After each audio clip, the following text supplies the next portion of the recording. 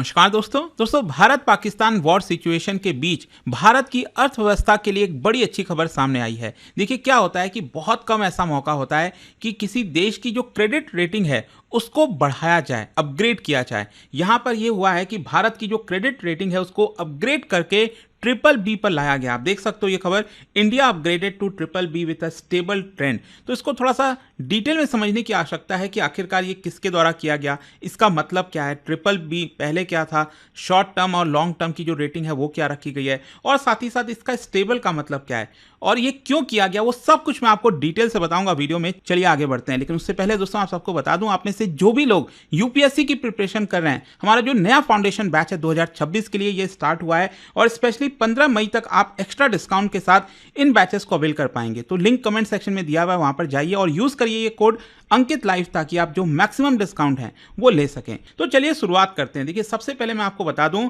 Morning star DBRS Dominion Bond Rating Service, ये world की leading credit rating agencies है। जैसे आपने कई बार सुना होगा ना S&P, standard and poor, Moody's के बारे में, फिच के बारे में, सेम उसी प्रकार से मॉर्निंग स्टार डीबीआरएस का भी बहुत महत्व है। तो इन्होंने भारत की जो सॉवरेन क्रेडिट रेटिंग है उसको अपग्रेड कर दिया। और ये कितना अपग्रेड किया है आप देख सकते हो। जो long term foreign and local currency issuer rating है, मतलब बेसिकली लॉन्ग टर्म वाली जो रेटिंग है ना, वो ट्रिपल बी लो था पहले, इसको बढ़ाकर ट्रिपल बी कर दिया गया। अच्छा इसका मतलब क्या है, जैसे कि अगर आप देखोगे यहाँ पर जो फिच, मूडी, S&P, इनकी जो रेटिंग होती है ना, या अगर आप देखिए तो ट्रिपल बी माइनस, उसके ऊपर आता है ट्रिपल बी और उसके ऊपर ट्रिपल बी प्लस आता है, राइट। तो यहाँ पर क्या है ना, एक प्रकार से ये ट्रिपल बी माइनस था पहले, जो कि इसको बढ़ाकर ट्रिपल बी किया गया है। मतलब पहले ये लो था, अब इसको नॉर्मल पर लाया गया है। और शॉर्ट टर्म रेटिंग अगर आप देखोगे तो ये भी R2 मिडिल से बढ़ाकर R2 हाई की तरफ ले जाया गया है। और इसके अलावा ट्रेंड की अगर हम बात करें, आउटलुक की बात करें, तो इसको स्टेबल रखा गया है। मतलब हर तरफ से भारत के लिए पॉजिटिव खबर है। अच्छा यहाँ पर कई लोग पूछना चाहेंगे कि ये क्रेडिट रेटिंग का मतलब क्या होता है। देखिए पहले ये समझ लीजिए, सॉवरेन क्रेडिट रेटिंग बेसिकली एक देश की एबिलिटी को दिखाता है कि जो आपने कर्ज लिया है क्या आप उसको लौटा पाओगे कि नहीं। मतलब आपके ऊपर जो फाइनेंशियल ऑब्लिगेशन है, भारत ने इतने सारे लोन लिए होंगे, सरकार ने लोन लिए होंगे, भारत के कंपनीज ने लोन लिए होंगे, भारत के लोगों से लोन लिए होंगे और विदेशों से लोन लिए होंगे। तो जब आप ये लोन लेते हो तो क्या आपकी एबिलिटी है, जैसे हम कहते हैं ना कि ये देश डिफॉल्ट कर गया, फॉर एग्जांपल श्रीलंका डिफॉल्ट कर गया, वो पैसे नहीं चुका पाया, पाकिस्तान की भी लगभग वैसी ही हालत है। तो यहाँ पर क्या है कि एक देश की एबिलिटी और विलिंगनेस को दिखाता है कि क्या वो पैसा लौटा पाएगा कि नहीं। अब क्या होता है ना कि मान लो अगर आपकी क्रेडिट रेटिंग एकदम नीचे की तरफ है, मान लो ट्रिपल सी है, बी माइनस है, तो यहाँ पर क्या आपको लगता है कि कोई देश आपको उधार देगा? क्योंकि जब भी आपको उधार दिया जाता है, जब भी कोई आपके देश में निवेश करता है तो आपकी रेटिंग को देखता है कि क्या आपकी रेटिंग बेहतर है, खराब है। उसके आधार पर मान लीजिए आपकी रेटिंग बहुत खराब है, तो उस केस में अगर मान लो आपको कोई लोन देगा भी तो बहुत हाई इंटरेस्ट रेट चार्ज करेगा।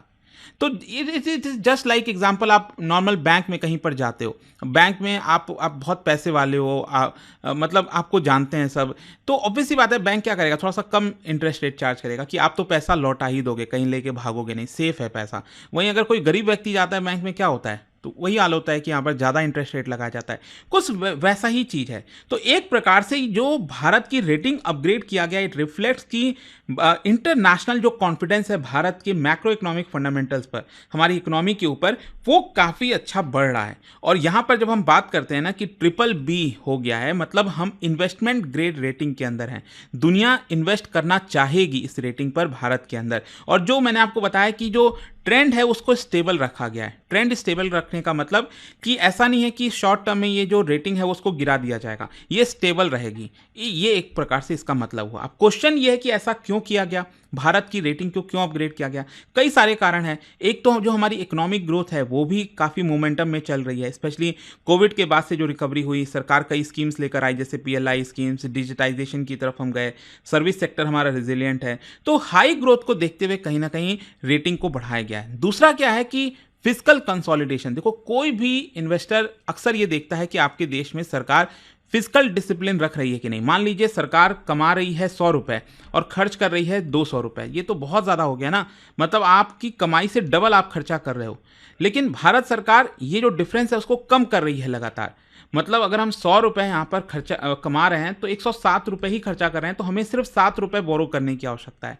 तो जनरल गवर्नमेंट का फिस्कल डेफिसिट देखोगे, मतलब सेंट्रल गवर्नमेंट और स्टेट गवर्नमेंट सबका मिलाकर, तो ये सोच के देखिए उस समय जब कोविड का समय चल रहा था तो ये बहुत हाई हो गया था, 13% ऑफ जीडीपी, जो कि अब गिरकर लगभग 7.4% हो गया है। वहीं अगर हम सिर्फ केंद्र सरकार के फिस्कल डेफिसिट की बात करें तो अगेन कोविड के समय ये हाई हो गया था 9.2%, जो कि अब गिरकर 5.1% हो गया। मतलब कहने का मतलब ये हुआ कि सरकार संभल के खर्च कर रही है, अंधाधुंध तरीके से खर्च नहीं करेगी, क्योंकि अभी अगर सरकार ज्यादा बोरो करेगी कल उसको परेशानी होगी।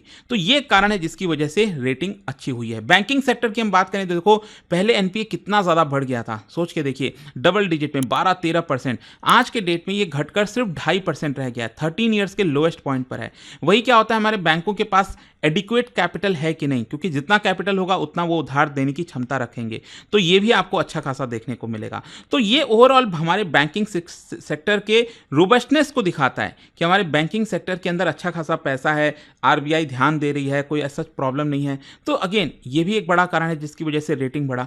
फिर नेक्स्ट है मैक्रो इकोनॉमिक स्टेबिलिटी, मतलब जो बड़े बड़े नंबर्स होते हैं जैसे इन्फ्लेशन के नंबर्स, तो ये भी कंट्रोल में आ गया है। ये 4% जो हमारा टारगेट है ना, 4% रहना चाहिए, ±2%, वो उसी के रेंज में है। फॉरेन एक्सचेंज रिजर्व हमारा अच्छा खासा है, $650 बिलियन से ज्यादा है। करंट अकाउंट डेफिसिट, अगेन जो हम इंपोर्ट करते हैं ना और एक्सपोर्ट करते हैं उसका डिफरेंस, तो ये आपका घटकर 1.2% हो गया है।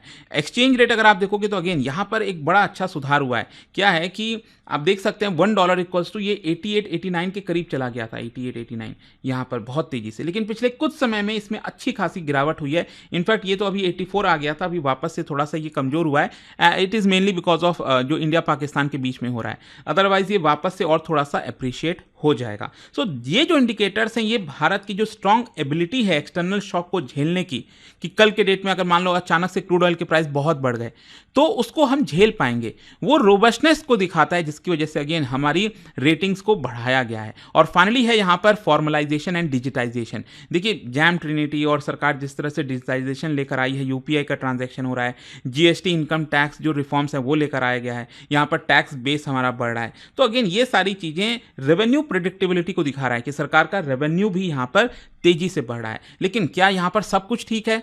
ऐसा भी नहीं है, जाहिर सी बात है बहुत सारे चैलेंजेस भी हैं। For example public debt to GDP ratio, मतलब जीडीपी के परसेंटेज के हिसाब से हमारा डेट कितना है, कर्ज कितना है, तो इट इज अराउंड 80% के आसपास, विच इज हाई लेकिन स्टेबल है। हाँ ये मतलब थोड़ा सा इस पर ध्यान देने की जरूरत है कि कहीं और ना भाग जाए, बहुत ज़्यादा कर्ज हम ना ले लें। फिर इसके अलावा एम्प्लॉयमेंट जनरेशन, अगेन यहाँ पर प्रॉब्लम है, अक्सर हम देखते रहते हैं कि प्रदर्शन होते हैं, यूथ अनएम्प्लॉयड है, तो इसको थोड़ा सा ध्यान देने की जरूरत है। जियो पॉलिटिकल रिस्क है, स्पेशली अभी भारत पाकिस्तान का जो टेंशन चल रहा है, कहीं ये बहुत आउट ऑफ कंट्रोल ना हो जाए, बहुत ज़्यादा इश्यूज ना हो जाए, अदरवाइज यहां पर अगेन प्रॉब्लम स्टार्ट हो जाएंगी। फिर इसके अलावा स्टेट फाइनेंसेस, मतलब कुछ राज्यों के फाइनेंसेस काफ़ी वीक हैं, जैसे हिमाचल प्रदेश हो गया, कुछ ऐसे ऐसे राज्य हैं हमारे देश के अंदर जो कि थोड़ा सा फ्रीबीज वगैरह की तरफ ज़्यादा चले गए, तो उसको थोड़ा ध्यान देने की जरूरत है। और इसके अलावा जो रिफॉर्म्स हैं उसमें डिले देखने को मिल रहा है, लेबर रिफॉर्म, लैंड रिफॉर्म्स, वो अभी तक उतने अच्छे से नहीं हो पाए। खैर जो भी है इसमें सुधार किया जाए,